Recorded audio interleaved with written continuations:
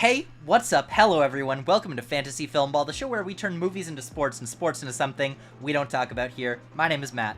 My name is Dyl, and today we are talking about one of my favorite movies of the year, but I know we don't share that in common, Elemental. So before we dive into this review, as always, please let us know your thoughts down below about, what we had to say, whether you disagree, whether you agree, drop a like, drop a dislike. Keep in mind of a subscription because we're talking new movie content almost every day of the week. However, it's time to talk Elemental, and Matt, take us away. So, Elemental is out in theaters now, and it's shockingly polarizing. Actually, I think this is maybe the most we've disagreed on a movie on this show ever. Maybe the most ever. Maybe Blonde, I think we might have disagreed on more. But some critics seem to really like it, and other critics seem to think it's pretty mid, bringing it all the way down to the same Metacritic score that Lightyear had last year. Dylan and I thought we are complete opposites on this movie. So before we get into talking about specifics about the film, let's just give our general thoughts on the movie so that going forward you kind of know where we're both coming from and you get our thoughts out of the way rather than piecing them together as we go. So Dylan, I know this is one of your favorite movies of the year. Let me know why. I mean, it's really hard to put to words. I'm in the process of writing a word review for this for a website, and I'm just like, where do I begin?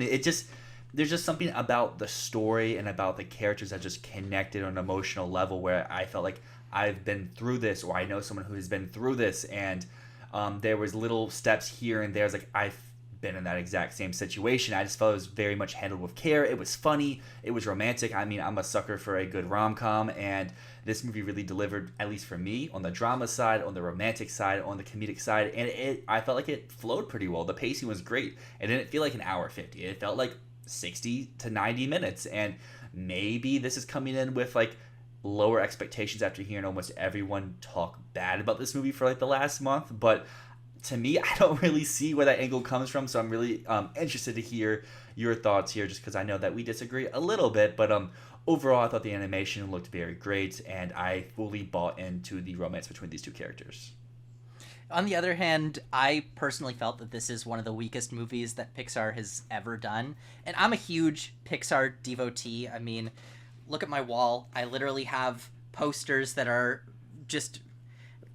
It's Pixar. I love Pixar. Pixar, I think, is the greatest storytelling company in the world. But ever since 2015, I feel like there's been a progressive DreamWorksification of Pixar, even with some of their best movies. Coco feels less like a Pixar movie than a DreamWorks movie. It's still exceptional, but I just don't feel that same Pixar feeling that I got all those years ago in the 2000s, their really, really great run of films.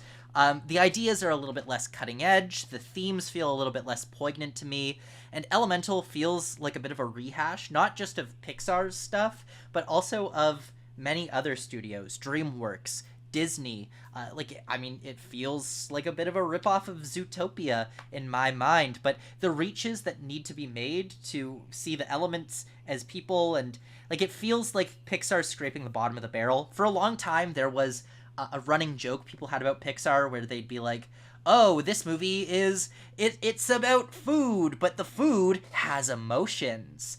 And it feels like Elemental is kind of fully realizing that joke, where they've just run out of things to give emotions to, and now they're like, what about earth, wind, air, and fire? How about we gave them emotions? I don't know. I also felt like it was a bit of a waste of a setting. They established this city that has so much potential, and then they barely explore it. That kind of hurt me a little bit, because I was like, wow, there's so much that they could do in Element City. They could go so many places, and I felt like they really, really stayed in one or two areas. And it made me think about how Zootopia did that, where Zootopia really explored different neighborhoods. It showed you the differences between neighborhoods. There was a lot of traveling, whereas this one mostly stays in Firetown and then kind of goes to a few other places for just a minute or two. And I just felt like it was a bit of a waste of a really potentially interesting setting. Dylan, you've told me that this is one of very few movies that have ever made you cry. Like one of three, I think, was the number you gave me. And I definitely didn't get hit emotionally by it, but what did you feel about this movie hit you emotionally in that way? And like thematically, what did you resonate with most in this story? So I guess I'll give the rundown of the movies. First, we have Coco. You can probably guess what scene in Coco. Then we had Avatar: The Way of Water. And there's like 3 scenes in that got me.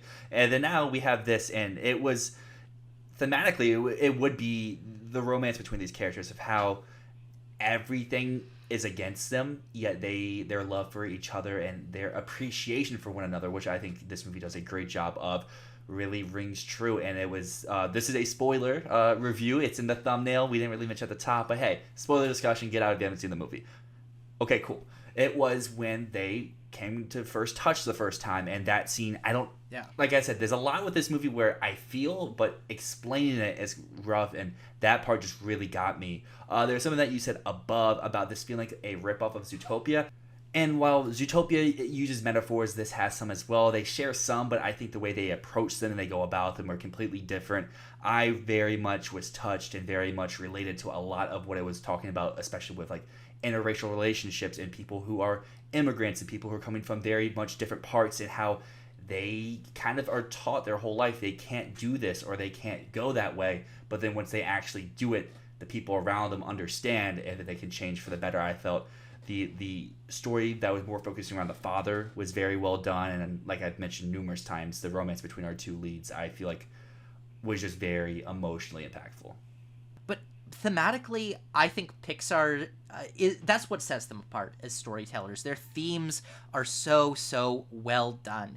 And as a screenwriter myself, I think Pixar's approach to theme is really worth studying, because they approach theme in a way where gradually they move the character to understand what the theme is, and the audience to understand what the theme is too, because at first we think something and then we're shown that the way that we're thinking is wrong, as well as the character.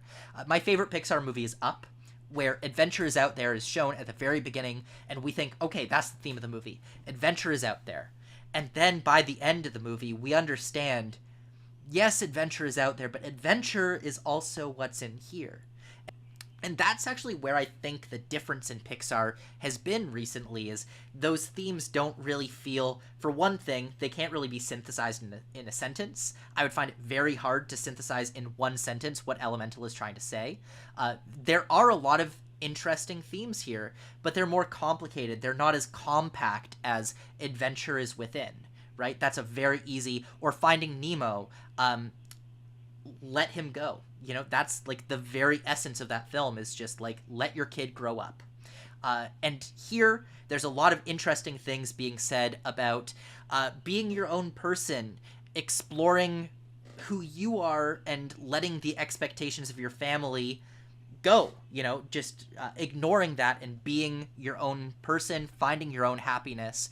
I just didn't feel like the delivery of that theme was as like succinct or poignant as some of Pixar's best stuff, like Up, like Finding Nemo. And at its core, Elemental has a really good story.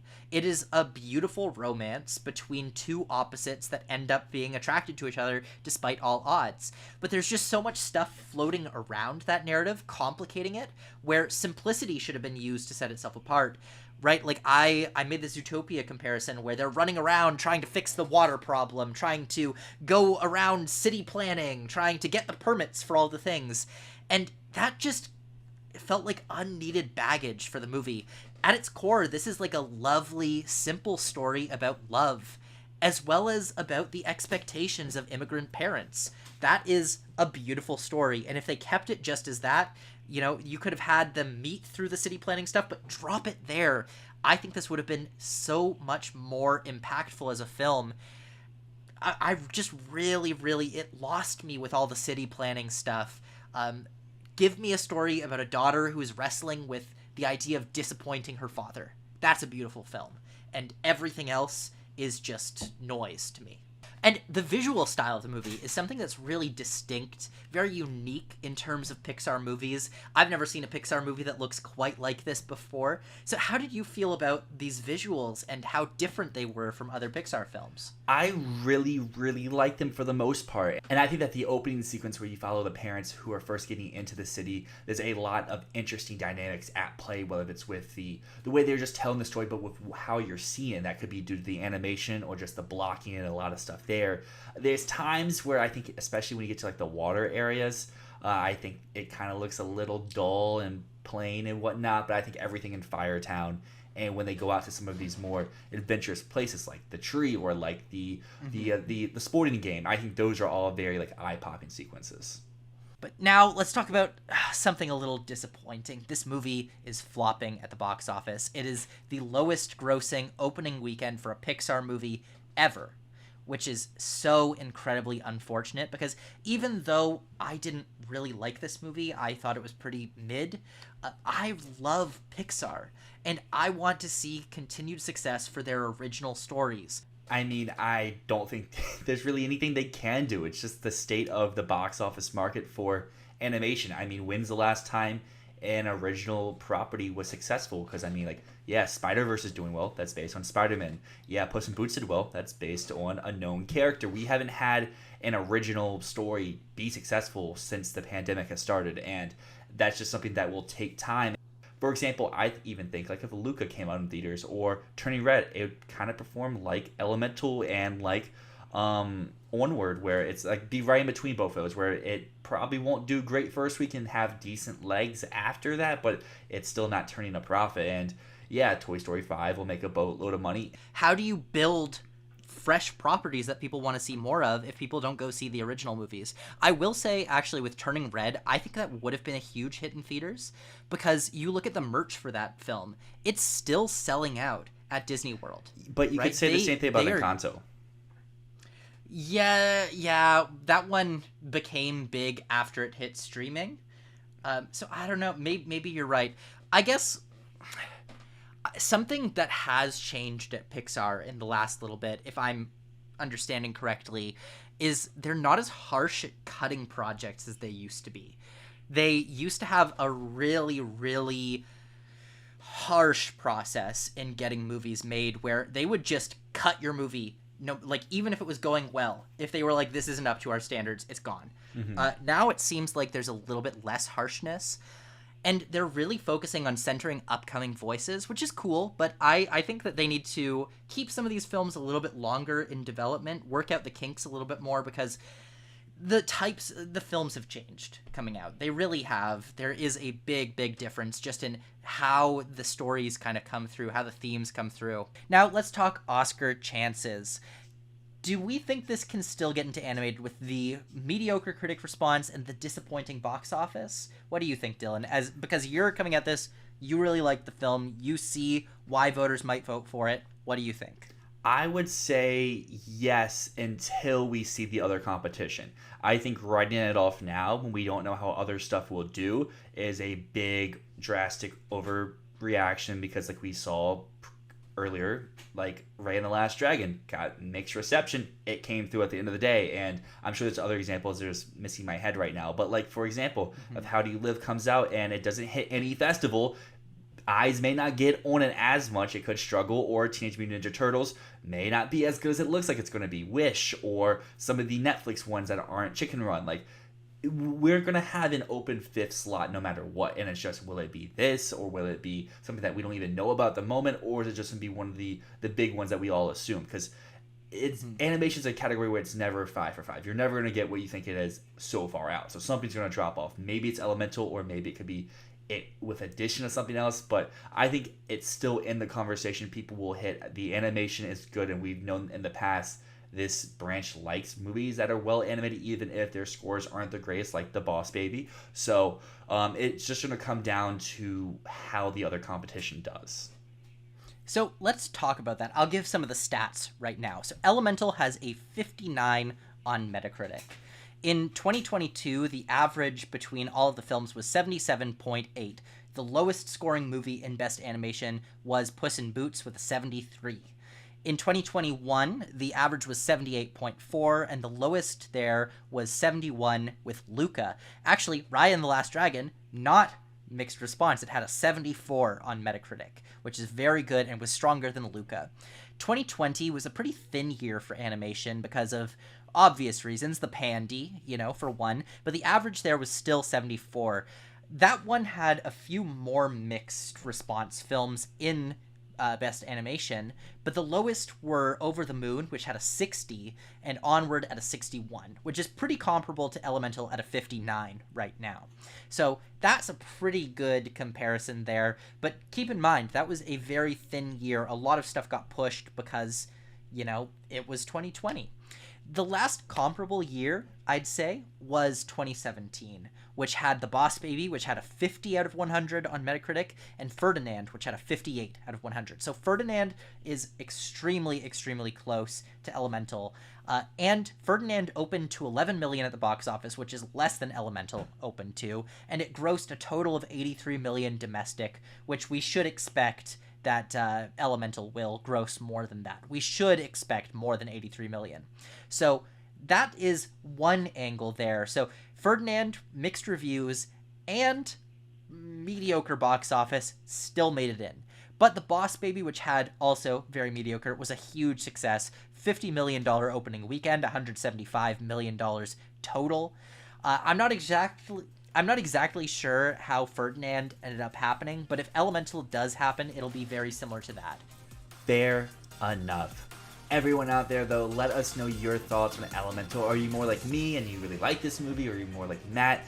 Are you mixed? And what do you think its chances are for Best Animated Feature? Do you still have it in that 4 or 5 range? Or have you booted it all the way down to number 10? But until next time, my name is Dyl. And my name is Matt, and this is Fantasy Filmball.